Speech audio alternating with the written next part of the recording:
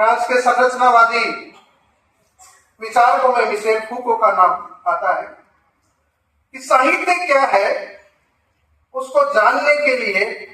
इसकी आंतरिक संरचनाओं को मैं नहीं कहना चाहूंगा, इसकी बजाय मैं उसकी गति, उसकी उस प्रक्रिया को जानना चाहूंगा जिसमें एक असाहित्यिक, उपेक्षित और विश्राम व कथन साहित्य के क्षेत्र में आ जाता है। और वस्तुतः वो जो जिसको असाहित्यिक माना गया, उपेक्षित माना गया, विश्राम व कथन माना गया, जिसके लिए दहलीज बना दी गई, उस दहलीज को लांघ करके जो कोई विमर्श आता है वो वस्तुतः एक हस्तक्षेप के रूप में,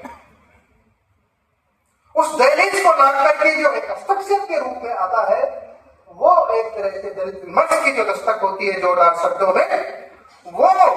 कहीं न कहीं मिशेल फूको के उस वक्तव्य से मेल खाती है। जब मेरे पूर्व वक्ताओं ने बार बार एक लाइन को उठाया कि वीर भारत तलवार ने अपने आलोचना कर्म में दलित पर बात करते हुए जाति के सवाल को बहुत ही पुख्ता तरीके से उठाया और जाति बारे जिस रूप में बात की बाबा साहब डॉक्टर अम्बेडकर ने भारतीय संदर्भ में, और उस स्थिति में जिसको बाबा साहब डॉक्टर ने आगे बढ़ाया, लुईस ड्यूमो होमो हायरार्की के रूप में जिस जाति व्यवस्था के बारे में उन्होंने बात की, यूरोप में जो व्यवस्था है उससे जो भिन्न जाति व्यवस्था है, श्रेणीगत आधार पर ऊपर टॉप पर ब्राह्मण और नीचे शूद्र को जो बताया गया है, उसके बीच का जो दायरा है वो उस संघर्ष में झूलता हुआ जो दलित है वस्तुतः वो है। और उसको बाबा साहब डॉक्टर अम्बेडकर ने एक बहुत ही बिंबात्मक प्रतीकात्मक रूप में प्रकट किया कि हिंदुस्तान जो समाज है वो क्या है, मीनार की तरह है। मीनार तो बना दी गई, लेकिन उस मीनार में सीढ़ियां नहीं लगाई गई। ऊपर के तल का व्यक्ति जिस रूप में है वो नीचे नहीं जा सकता और नीचे के तल का व्यक्ति ऊपर नहीं जा सकता। तो बाबा साहब डॉक्टर अम्बेडकर ने जिन सवालों को उस समय स्वाधीनता आंदोलन के दौरान उठाया, देश में जो स्वतंत्रता संग्राम चल रहा था उसमें उसका चैप्टर बिल्कुल नहीं था। 1920 जब मूक नायक प्रकाशित करते हैं और 1922 में काउंटर पार्ट के रूप में जब बाबा साहब डॉक्टर अम्बेडकर लाते हैं कि स्वतंत्रता जब तक पूरी नहीं होगी जब तक आप जाति के सवाल को, जाति के प्रश्न को उसके अंतर्गत नहीं जोड़ेंगे। प्रोफेसर वीर भारत तलवार ने मजा नहीं आ रहा। अपने दलित आलोचना कर्म में उन्हीं सवालों को उठाते हुए जो आलोचना की कसौटी पर आपने चर्चा की कि ये जो सारा का सारा जो श्रेय दिया जाता है वो डॉक्टर अम्बेडकर और उनकी विचारधारा को दिया जाता है। डॉक्टर अम्बेडकर यदि उन चीजों को उस रूप में नहीं उठाते तो साफ लिखते हैं प्रोफेसर तलवार कि गांधी जैसे राष्ट्रवादी और समाज सुधारक व्यक्ति अम्बेडकर जी को भी हाशिए पर करके और दलितों के नेता बनना चाह रहे थे, लेकिन जब प्रथम और द्वितीय गोलमेज सम्मेलन प्रदर्शन किया आपने, बात करते हैं हंटर कमीशन को दिए गए बयान, चाहे वो साहित्य कमीशन के सामने दलितों की स्थिति के बारे में दिए गए बयान हो, वो डॉक्टर अंबेडकर जैसा हिम्मतवान व्यक्ति ही दलितों की स्थिति के बारे में बयान दे सकता है। और प्रोफेसर तलवार दृढ़ निश्चित होकर के और स्पष्ट रूप से कहते हैं कि वो डॉक्टर अंबेडकर की हिम्मत थी कि उन परिस्थितियों में जहां एक और एक दूसरी तरह की विचारधारा स्वतंत्रता संग्राम में उसका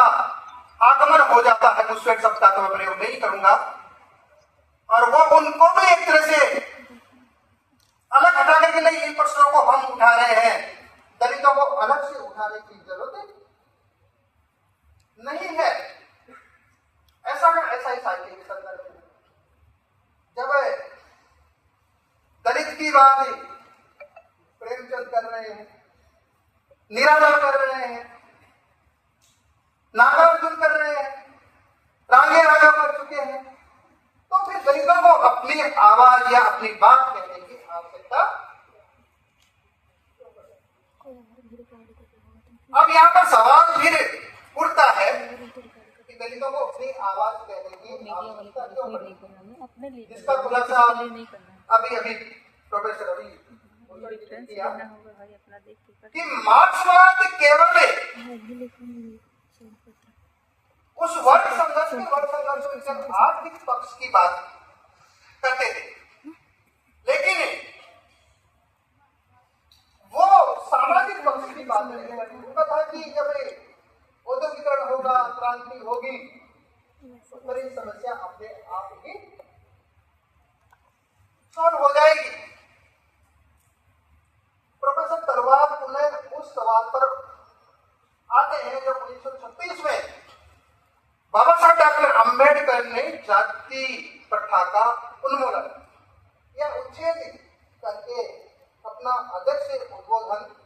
जाति तोड़ो मंडल के अध्यक्ष के रूप में लिखा था, और वो जो कि इस तरह का था कि बहुत सारी चीजें तथ्यात्मक रूप में रखी गई थी, उस तरह के कथित जाति तोड़ मंडल को वो पसंद नहीं थी, और परिणाम हुआ तो सम्मेलन ही उस समय तो स्थगित किया गया, लेकिन कैसे नहीं कर दिया गया। बाबा साहब डॉक्टर अम्बेडकर ने कहा कि जो आप मार्क्सवाद जिस की बात करता है, तो वो मजदूरों के संबंध में केवल आर्थिक जो सवाल हम उठाते हैं, वो केवल मजदूर या उसको ही नहीं बांटते, वो पूरे वर्ग को भी बांट देते, और उसमें भी एक पूरा का पूरा जो श्रेणी है, और उसको जो भी दलित उससे पीड़ित और जो मार्क्सवाद के तहत दलित आंदोलन में आया है, उसको बहुत अच्छी तरह से जानता है। मैं दलित आंदोलन में जो बड़ा हूं मार्क्सवाद के तहत ही, और मेरे जैसे कई मित्र उस मार्क्सवाद के रास्ते से ही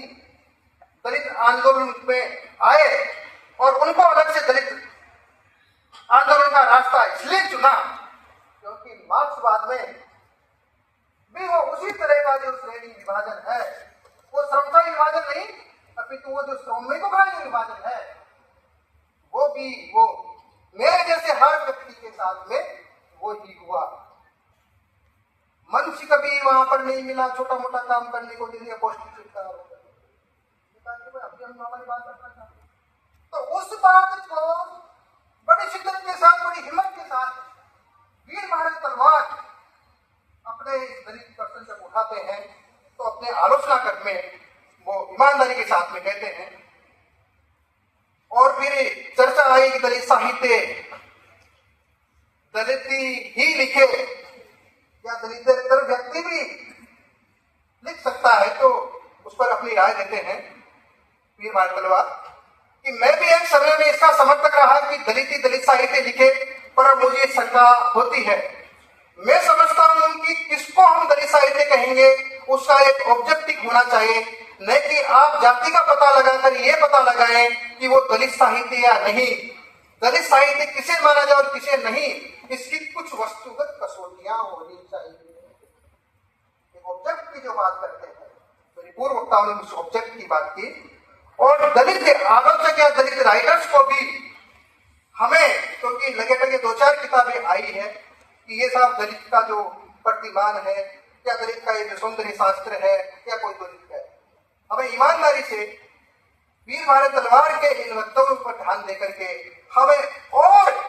उस वस्तुगत कसौटी पर काम करने की आवश्यकता है। प्रोफेसर